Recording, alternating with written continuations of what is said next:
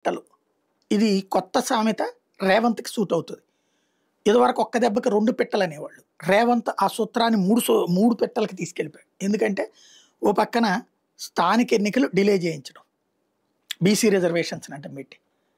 తద్వారా ఇప్పుడు ఇదయ్యాక హైకోర్ట్ అయిపోయింది. హైకోర్ట్‌లో చాచి చెంపదెబ్బ కొట్టారు. ఇప్పుడు సుప్రీం కోర్ట్. అక్కడ అంతే జరుగుతుంది. ఇప్పుడు అక్కడ మధ్యప్రదేశ్‌లో ఇట్లా 70% దాకా అన్నటువంటి దాని మీదన అది అక్కడ ఇదవుతుంది. ఇంతకుముందే 4, 5 సార్లు కూడా కొట్టేసింది సుప్రీం కోర్ట్. కొట్టేసినా వీళ్ళు నడుపుతా ఉంటారు. ఇక్కడ ఇందులో ఈ బీసీ రిజర్వేషన్ పెరిగితే లాభపడే వాళ్ళలో ముస్లింలున్నారు.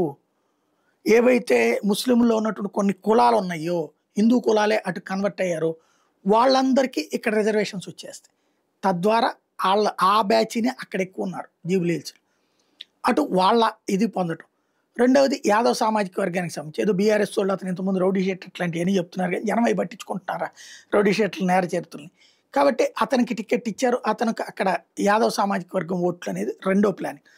మూడోది వచ్చేటప్పటికి తెలుగుదేశం పార్టీకి సంబంధించినటువంటోళ్ళు ఇతర ఎవరైతే ఉన్నారో తన అభిమానులు వీళ్ళందరినీ కూడా వీటికి గెలుపు అన్నటువంటి కాన్సెప్ట్ ప్రచారంలోకి తీసుకువెళ్ళేటటువంటి ప్రయత్నం చేయడు. ఒక్క దెబ్బకి 3 పెట్టెలు కథ నడుపుతున్నాడు రేవంత్ రెడ్డి.